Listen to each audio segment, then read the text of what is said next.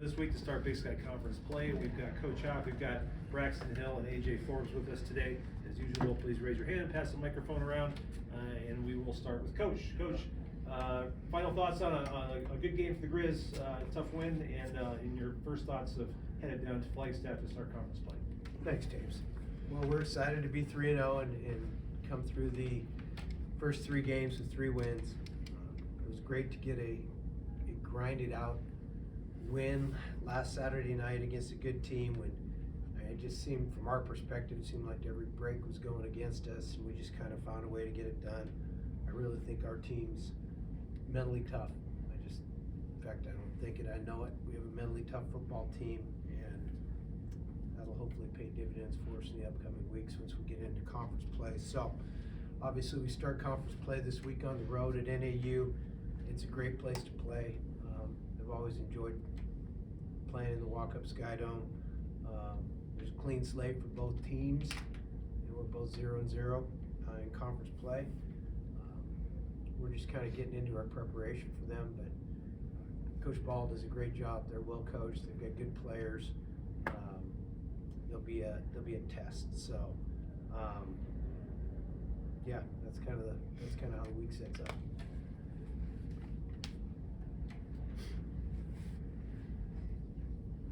Yeah, for Coach, is there a difference in preparation for playing these conference teams that you have a lot of history with compared to these non-conference games that you have almost no history with? There's not really a difference in preparation, but you do have some historical background and some institutional knowledge on them, you know, and oftentimes it's coaches on staff that you've coached against either there or other places, so you have some background with them, which is the case with NAU. And last week was quite odd that way, really not having any gauge, any common opponents, any history. It was that's more difficult, I think, because you can't get personnel evaluation. You really don't know how they're going to look. I mean, I've never seen so many big bodies on the sideline when they walked out there. They were big.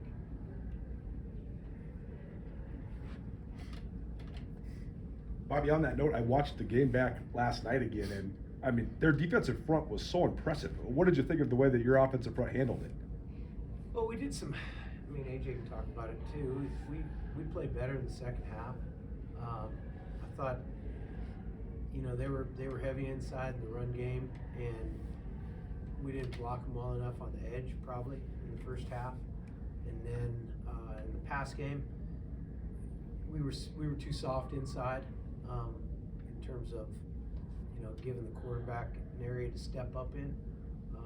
So they did a good job. They were big and physical. I thought, again, we did a better job of making a stand and not getting pushed inside, in particular in the second half. In the first half, they pushed us around a little bit. And AJ, they ran a variety of different fronts and also had some great talent up front. So what were the biggest challenges from your guys' perspective? How are you able to sort of adjust and do well down the stretch? Yeah, I think, just like Coach said, they were a big physical front. That we knew that coming in, just based on watching the film, based on watching, looking at the scouting report. We knew that they were going to be a big physical team. It was all about identifying the front, identifying whether even or odd, and trying to make sure, my job as a center to get everybody on the same page. So, yeah, they were a good team. They were big and physical, and it was great to have a grinded out win on Saturday. Braxton, your evaluation of the defense through 3 games? I'd say we got a lot to improve on still. Obviously, always want to hold them to 0, but I think we've made great leaps in each game. From week 1 to week 2 to week 3, and we just got to keep taking the coaching and keep improving there. I mean, no need to go into specifics, but the stuff you guys are doing on the back end coverage-wise seems like there's a lot of variety there now. What have you thought of the defensive secondary and their ability to sort of pick that stuff up? Yeah, it's been great. When our coaches give us the game plan, that's the plan, and we're gonna do our best job in whatever they give us. And yeah, it's been good. Bobby, same thing for you. Just having Ronnie Bradford now calling the defense, and also Timmy back helping with the defense too. How much has the back end diversified, and how have those guys, in your opinion, picked things up?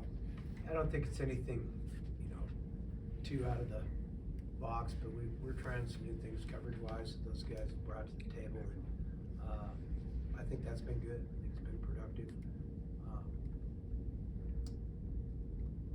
Good. I've mentioned this repeatedly. I think they have a good working relationship between the two of them, and a lot of experience coaching the secondary, and I think that's helped our guys. Braxton, career high 15 tackles for you on Saturday. First time you had 2 sacks in a game. How were you feeling out there? What were you seeing, and what was working well for you? I mean, first off, just glad to get the win. Other than that, just credit to my teammates for eating up blocks, whether it's the inside guys or linebacker blitzing. I mean, all those plays are just credit to my teammates. So just glad to get the win. Linebacker core, a couple guys taking on some bigger roles this year. What have you liked about that group through 3 games, and especially on Saturday? Yeah, I love that group, the linebackers. But the new guys, Ryan and Riley, and the more veteran guys, Levi and Flink, they're all doing a great job. Just playing with effort, playing physical, and taking coaching and giving it our all. And Bobby, on the linebackers, they certainly filled up the stat sheet, but just kind of curious. I don't know if you thought it was maybe their best performance of the year as the linebackers as a whole, but what's kind of impressed you so far about that group this season? Well, I like the fact that we've been able to play quite a few of them, getting some game experience for some of the guys that haven't played as much. But spring ball and fall camp, those guys have excelled. We've got, as Braxton said, we've got things we have to improve upon, but those guys are playing well, and they're going to have to get off blocks and make plays and do some of that like they did last week if we're going to continue to have success. And it was good to see them make plays Saturday. No Riley Wilson out there. Curious why he didn't play and when you expect him back. Yeah, he was unavailable Saturday. And then had Evan Schaefer out there a little bit at nose tackle. Just curious about that decision and how you think he played. Yeah, just curious in regards to What? Just why you had him out there on the defensive side of the ball. Yeah, he was out there because we're thin. We've had some injury and attrition at the nose spot, and we don't want Alex to play every play. I just don't think it's productive at that position. So we're trying to get production out of our nose position other than Alex, and Evan's a guy that can do it, and so right now he's a 2-way player for us. AJ, one question for you. Working on a story on Chris Walker. I know at the start of the year he was named to Bruce Feldman's college football freaks list as a freak athlete.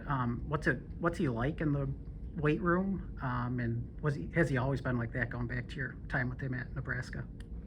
Yeah, for as long as I've known Chris, he's been a guy that likes to be in the weight room, likes to push weight, likes to lift heavy things. Yeah, he's a guy